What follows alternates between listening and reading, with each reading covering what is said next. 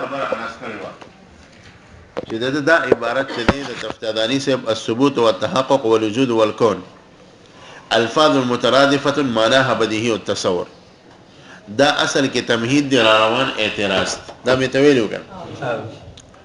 اوس دا هغه اعتراض ذکر شروع تفصیل د اعتراض دا دی چې بر متن د تاسو وګوره حقایق الاشیاء ثابته حقایق د حقیقت نه وته دي او اشیاء د شی نه وته دي او ثابته د ثبوت نه وته دي صحیح ده تاسو د ویلې چې تحقق او شی او وجود مترادف وکنه چې شی وجود مترادف شو نو متحد المتحد متحد تاسو لم خبر ده متحد المتحد متحد نو چې دا شی د وجود سره مترادف شو وجود د تحقق سره مترادف دی نو شی د تحقق سره مترادف شو او چې کله شی د تحقق سره مترادف شو نو حقایق او اشیاء کې فرق پاتې نشو پېښ وبګر حقایق یعنی تحقق او وجود د دوه مترادف دي او شی او وجود دواړه سره مترادف دي نو شی متحد د وجود سره وجود د متحد د تحقق سره او د دې وجنه دا شی د متحد شه د چا سره تحقق سره او چې شی د متحد شه د تحقق سره نو شی حقیقت یو شی پېښ وبګر نو حقائق الاشیاء معنا دا چې الاشیاء الاشیاء بیا خبر تراشه ثابته دی نو تاسو دا خبره معلومه ده چې څنګه چې شی د وجود سره متحد دی نو وجود د ثبوت سره متحد دی او چې کله شی د وجود سره متحد شو وجود د ثبوت سره نو شی د ثبوت سره متحد شو نو ثبوت او شی یو ثبوت او شی څه شو نو دا حقائق الاشیاء ثابته دا اصل کې ټول یو د الفاظ هر پیر دی نو دا عبارت دی راته شو دیتا الثابتات ثابتتن الثابتات ځکه چې د حقیقت چې کوم معنا دا ثابتم ده د اشیاء چې کوم معنا دا ثابتم ده او د ثابتتن چې معنا ده هم هغه معنا د اشیاء او د حقایقم ده نو دا عبارت د حقایق الاشیاء او ثابتتن راوړل د چاته الثابتات ثابتتن خبره باندې پېښ وکړه تاسو به اعتراض پېښ نشوي ها او اوس چونکی دا ثابتات په خپل یو صفت ته کنه نو د لپاره موصوف پکار دي چې خبره مکمل شي نو تبتداری سے ولا په اعتراض کې اقا موصوف روح کې څه ویلي دي وقائق الاشیاء ثابته دا عبارت په درجه د عبارت دی کې د الامور الثابته ثابته الامور ولا موصوف روح کې چاله د امور ضرورت ذکر کول دلته ضرورت نه دلته عبارت اصل کې دغه د شمات او الثابتات خود امور ذکر کول ثابتات په خپل صفت صيغه دا موصوف غواړي نو د مبتدا د مکملولو د پاره د ثابت لپاره سره باسه مبتدا راخ موصوف راخ کو پېښ وسی راخ کو نو څه وي الثابتات ثابته بده باندې الامور الثابته ثابته نو گویا دا عبارت یا خو په درجه د الامور الثابته ثابته کې دی او یا د په درجه د الثابتات ثابته کې دی پېښه به خبره کړه او چې کله حقائق الاشیاء ثابته دا عبارت دی په معنا د الامور الثابته ثابته کې شو نو دا ترکیب دی اوس لغوش ځکه چې الامور الثابته هغه امور چې په خارج کې ثابت دي ثابته خارج کې ثابت دي د دې سمانه نه جوړي پېښه د دې سمانه نه جوړي ځکه چې کوم شی د مخ کې نتا ته په نفس الامر کې معلوم دي هغه نه ته خبر څنګه ورکه خو اسم دا ته من حيث انه مبتدا معلوم دی خبره تشتا نو بیا دوباره په ترکیب کې خبر څنګه وروړي نو دې ترکیب تسویه لغوي لکه ته انسان څه دی انسان دی نو دا ترکیب ځکه لغوي دی چې انسان خو ته د مخ کې معلوم دی نفس الامر کې اوس دوباره په ته د بل انسان د خبره حمل کې د صفایده ته نشته دې ترکیب تسویه دا فضل نه لغوي پېښه وکړه لہذا دا ترکیب چې کوم مصنف کړی دی دا جمله چې کوم مصنف جوړه کړی دی حقایق الاشیاء دا ترکیب لغوه دي سره د څه فائدہ نشته دا عبارت په حکم ده الامور الثابته ثابته کې دي یا دا عبارت په حکم د الثابتات ثابته کې دي خبره پېښ وکړه لکه انسان دې خو څه فائدہ نشته ها جسم دې څه فائدہ شته زید دې څه فائدہ شته حاجی نو اعتراض توکل فإن قيل فالحكم بثبوت حقائق الاشياء يكون لغوا کو څوک دا وایي چې دا حکم په ثبوت د حقائق الاشیاء سره دا لغوه دی بمنزله قولنا دا عبارت په منزله دی قول له الامور الثابته چې امور ثابته په تمثل امر کې ثابته په نفس الامر کې حمله اولی شده حمله اولی شو دې څه فائدہ نشته انسان د قبیله نشو قلنا نه دی جواب ورکړي چې او خبر استا صحیح ده دا تا چې کوم اعتراض کو صحیح ده خو دلته مونږ یو ښکلی غونته تعویل وکړو څه وکړو تعویل به دا وکړو چې اصل کې الامور ثابته اله دا تر حمل اولی ګرځي او اله دا ترکیب لغوه ګرځي چې کله دا مبتدا هم په اعتبار د نفس الامر او خارج سره واخلي او دا خبر هم چې کوم دی په نفس الامر او خارج سره واخلي بیا ستا خبره سیده لکه مونږ پکې وړو کې غونته تعویل کو او تعویل عام طور په داسې مبتدا او خبر کې کیږي د هغه تعویل تفصیل دا دی چې ګوره دا مبتدا چې دی دا په اعتبار د اعتقاد سره واخلي په اعتبار د اعتقاد ذهني سره او دا خبر په اعتبار د خارج سره واخلو نو بیا د خبر خپل فائدہ شو چې هغه تعالی د خارج فائدہ درکې او د مبتدا ځان له فائدہ د چې تعالی د اعتقاد فائدہ درکې دا څه شي الامور ثابته هغه امور چې ثابت دي زموږ په اعتقاد کې موږ ورته ثابت وایو په ذهن کې نو ثابته هغه په نفس الامر کې موږ ثابت دي اوس خبره صحیح شو پېښ یا ګوره واجب الوجود موجود نو واجب الوجود موجود دی نو کو دا و چې واجب الوجود هغه چې په نفس الامر کې دی پېښ چې واجب دغه وجود دی نو موجود دی یعنی وجود وته حاصل دی نو په نفس الامر کې خو اسم ولته وجود ثابت کړی واجب الوجود خو بیا په حمل خبر کې دا ترکیب حمل اولی دی پېښ او دا ترکیب لغوه دې څه فائدہ نشته او کدا سی وې په مبتدا کې او تعویل کې واجب الوجود فی اعتقادنا موجود فی نفس الامر والخارج بیا خبره صحیح شي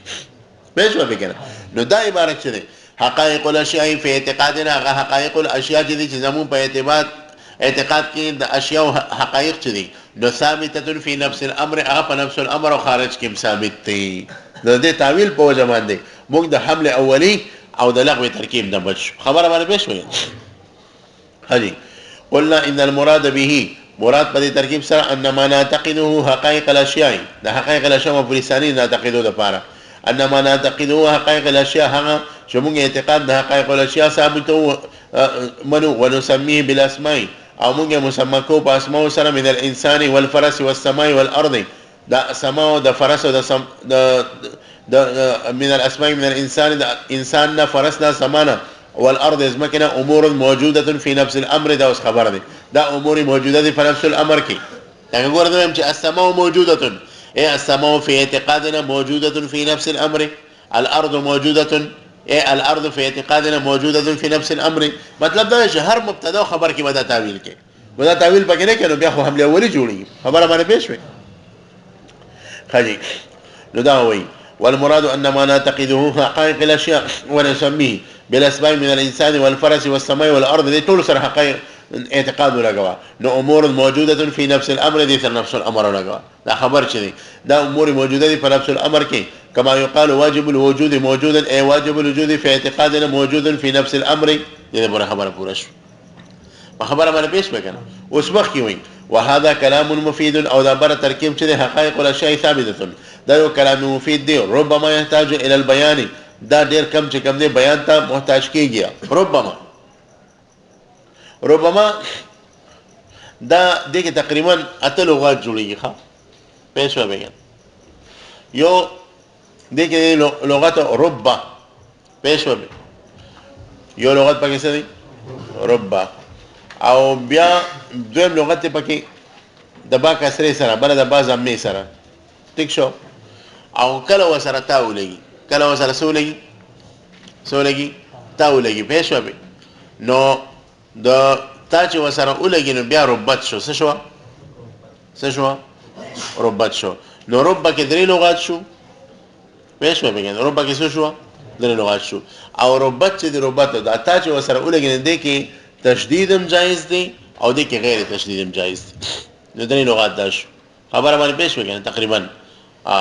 نو دا ټول په دې کې اته نه لغات جوړيږي او ما مسره کله لګي نو ربما بشي دا ما در رب سره هم لګي ربما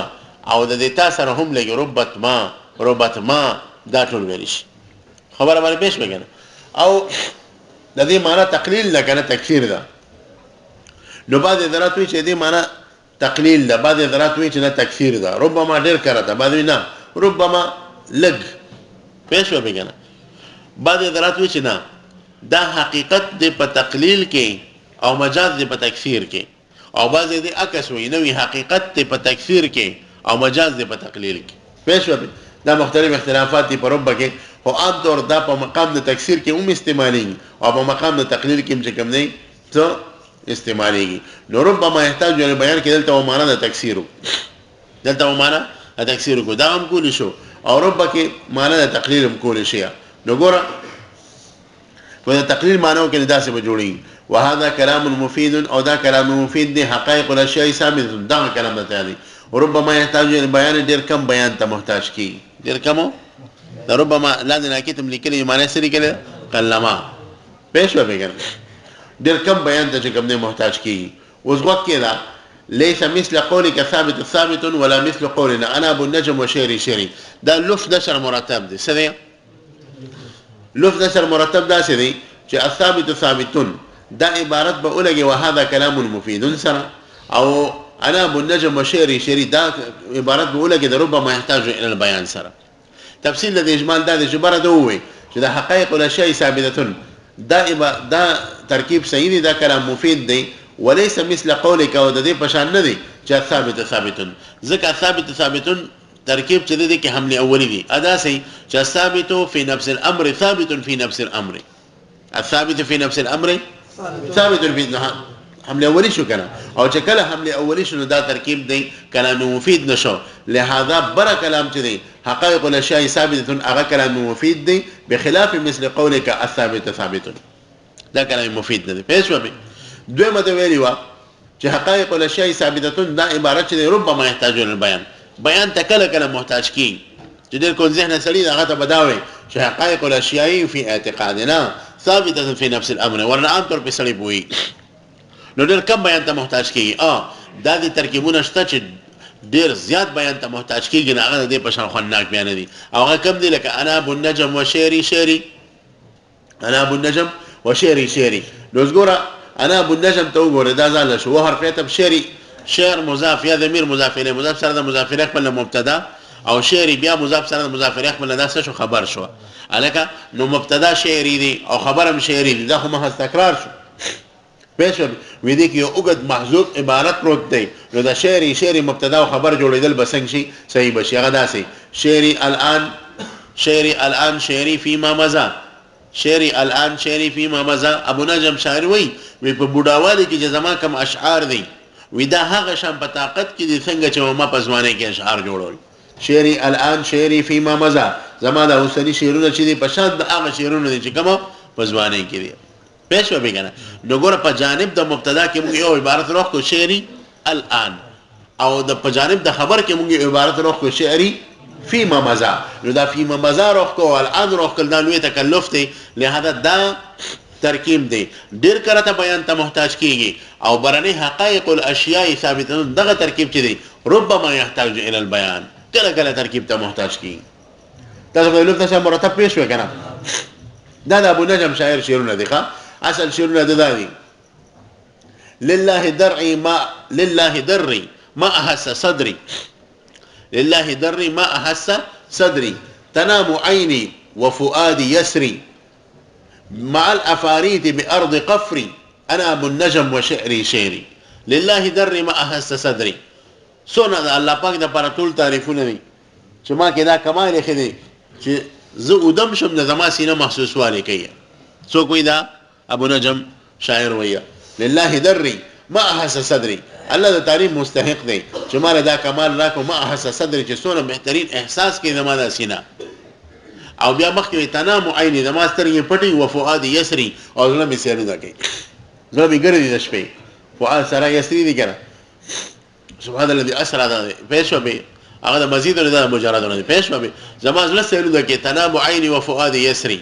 او کوم دې کې ګرځي مال عفاريت بارض قفري پښاړو کې ګرځي د پیریانو سره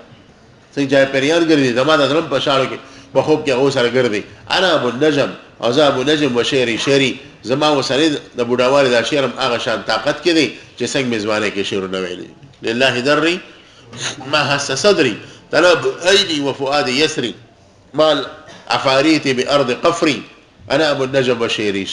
په دې باندې پېښ وکړه نو دا شو وهذا كلام مفيد او د حقائق الاشياء ثابتون دا کلام مفید دی ربما يحتاج الى بند کم بیان ته محتاج کیږي ليس مثل قولك ثابت دا بشان دا ثابتون نه دی چې مبتدا په اعتبار د نفس الامر سره خبر په اعتبار د نفس الامر سره واخلي نو دا بیا کلام مفید نه دی ولا مثل قولنا انا ابو النجم شعري نو هغه شانم نه دی دا بیان ته ډیر زیات محتاج دی او حقایق الاشیاء ثابتون دا بیان ته نه دی محتاج ډیر کم محتاج کیږي الا ما لا يخفى لکه څنګه ټول خلکو ته پته ده وتحقيق ذلك چلو وتحقيق ذلك على ما لا يخفى وتحقيق ذلك أن للشيء قد يكون له اعتبارات مختلفة يكون الحكم عليه بشيء مفيدا بالنظر إلى بعض تلك الاعتبارات دون البعض دا توي چې ګوره دا تعویل به پکې کې په مبتدا او خبر کې الا به حمل د خبر په مبتدا صحیح کی او دې آسان خبره ده تکوم چې مثلا انسان دی او دا انسان چې کوم دی دا راوغستو نو دې په اعتبار د جسم سره ملحوظ کو او بیا دا وی چې الانسان حیوان نو د حیوان حمل په انسان باندې صحیح شو ځکه دا انسان د په اعتبار د جسم سره غستري او خبر د جدا شو نو الانسان دا جسم چې د حیوان دا حیوان دا څه دی حیوان دی دا جسم یعنی ذکر د په ترکیب کې انسان کو الانسان حیوان خو د انسان د مراد څوک واغستو جسم نو د حیوان حمل په صحیح دی ځکه د حیوان ځان له معنا شو او د جسم ځان او دغه انسان کو په دې اعتبار سره واخلي چې انسان او حیوان دا انسان یو حیوان ناطق دی او په دې اعتبار سره ملحوظ کو مبتدا دې جوړ کو اوس په چې انسان او حیوان د حمل له اولی ګرځي د حیوان حمل په انسان نه صحیح کیږي ځکه انسان مخکې تا په معنا د حیوان ناطق سره واستنه حیوان خو پکې ملحوظ دی او اوس په د حیوان چې کوم دی حمل کړي د حمله اولی دی پېښ وبګر وې دا اعتبارات او د تعویل له هر دغه چلی وتحقيق ذلك تحقيق ذي جواب دادي ان لشيء بشك ذي وسيس دبر قد يكون له اعتبارات مختلفه اعتبارات وي يكون الحكم عليه نو سيكي حكم عليه بدغشي باندې بشيء دبل يوشي مفيد بالنظر الى بعض تلك الاعتبارات شكل نظر واچه بعض عبارات ته دون البعض نور بعض ته لكن انسان په اعتبار د جسم واغستو د حیوان حمل به صحیح کله انسان اذا اخذ من حيث انه جسم ما لكن انسان دی واغستو په دې دیوار سره د جسم ما دي کانل حکم علیه بالحیوانیت مفیدا نو حکم لاگو کول په دمانه په اعتبار د حیوانیت سره شو مفید شو و اذا اخذ من حيث انه حيوان ناطق او کله چې دی واغستو په دې دیوار سره چې د حیوان ناطق دی کانه ذلك لغوا نو حکم لاگو کول به شو لغو شو ځکه دا حمله اولی شو انسان نه مراد ته حیوان غسته دی او دلته بیا د انسان حیوان ناطق د حیوان حمل کړو د حیوان هو مخکنه بګه ماخوذ مبتدا کړه دا حمله اولی شو دې د پوره بس یاد بکې دا کړه شابه